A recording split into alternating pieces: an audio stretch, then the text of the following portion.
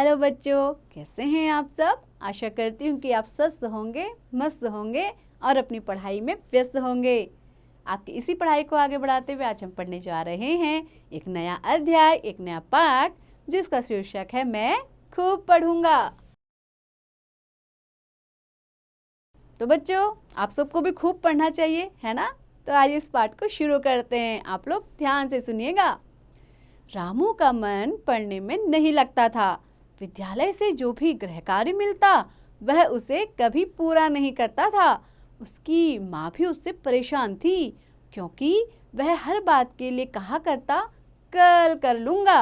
विद्यालय से आने के बाद खाना खाकर या तो टेलीविज़न के सामने बैठकर कार्टून फिल्में देखने लगता या फिर कंप्यूटर खोलकर गेम खेलने में व्यस्त हो जाता। शाम को खेलने निकल जाता। ऐसा करते करते दिसंबर का महीना आ गया। अब 10 दिनों बाद दूसरे सत्र की परीक्षाएं आरंभ होने वाली थी। परीक्षा में इतने थोड़े दिन बाकी देख रामू को घबराहट हुई। अब वह परेशान हो गया। उसका पहले सत्र का परिणाम भी अच्छा नहीं रहा था। शाम का नाश्ता करते समय वह सोच रहा था कि अब उसे परिश्रम करना चाहिए। रामू की माँ भी पिछले कुछ दिनों से उसे लगातार पढ़ने के लिए कहती आ रही थी, लेकिन रामू हर बार माँ की बात को अनसुना कर देता था। अब 10 दिनों में वह कैसे परीक्षा की तैयारी कर पाएगा, यह चिंता उसे भी सता रही थी।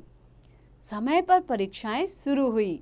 रामू परेशान था, पर उसे परीक्षा तो देनी ही थी। किसी प्रकार उसने परीक्षा दी। उसके बाद परिणाम पत्र मिलने का दिन भी आ पहुंचा। जिसका डर था वही हुआ। रामू सभी विषयों में फेल था। कक्षा में बैठा वह अपनी लापरवाही पर पछता रहा था। उसे पता ही न चला कि कब छुट्टी का घंटा बज गया। तभी उसका मित्र पीयूष वहां आया और बोला, क्या यहीं बैठे रहोगे, घर नहीं जाना क्या? देखो मित्र, इस तरह परिणाम पत्र लेकर बैठे रहने से कुछ नहीं होगा। घर चलो और माँ को सच सच बता दो। रामू भारी मन से उसके साथ घर की ओर चल दिया। माँ ने उसका लटका हुआ चेहरा देखा तो तुरंत समझ गई कि परीक्षा फल क्या रहा होगा। रामू सिर झुकाए उनके सामने बैठा रहा। माँ को दुखी देखकर रामू और भी विचलित हो गया।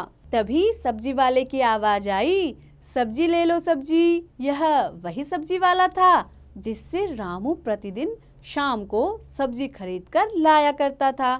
दिसंबर का महीना था और अंधेरा घिरने लगा था। रामू सोच रहा था कि गरीब सब्जी वाले को कड़ी सर्दी में भी घर घर जाकर फेरी लगानी पड़ती है। उससे रहा नहीं गया। वह बाहर निकला। बाहर की बर्फीली हवा से उसे कंपन हुई। उसने सब्जी वाले से कहा, भैया इतनी रात तक सब्जी क्यों बेचते हो? तुम्हें ठंड नहीं लग रही है क्या? सब्जी वाला बोला, बेटा ठंड तो लगती है, किंतु मजबूरी भी है। मेरे 2 बच्चे हैं जो गांव की पाठशाला में पढ़ते हैं और अपनी अपनी कक्षा में अव्वल आते हैं। यह कहते हुए उसकी छाती गर्व से चौड़ी हो गई थी। रामू की आंखों के सामने अपनी माँ का उदास चेहरा आ गया। उससे बहुत ग्लानि हुई।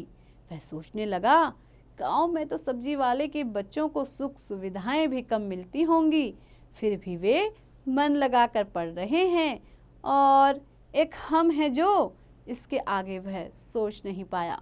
उसके मन में आशा की किरण कौंधी। रामू की आंखें खुल गई। वह भी अपने माँ के चेहरे पर गर्व और उल्लास का भाव देखना चाहता था। उसने मन ही मन निश्चय किया कि वह दिन रात एक कर देगा और मन लगाकर पढ़ाई करेगा। तो बच्चों, कैसी लगी आपको ये कहानी? आशा करती हूँ कि आपको पसंद आई होगी और अच्छी लगी होगी, और आपने इससे क्या शिक्षा ली कि हमें परिश्रम जरूर करना चाहिए। बिना परिश्रम किए हमें कभी भी फल की प्राप्ति नहीं हो सकती है। तो बच्चों, ऐसे ही पढ़ते रहिए, आगे बढ़ते रहिए, और हाँ, इसका अभ्यास भी जरूर कीजिए।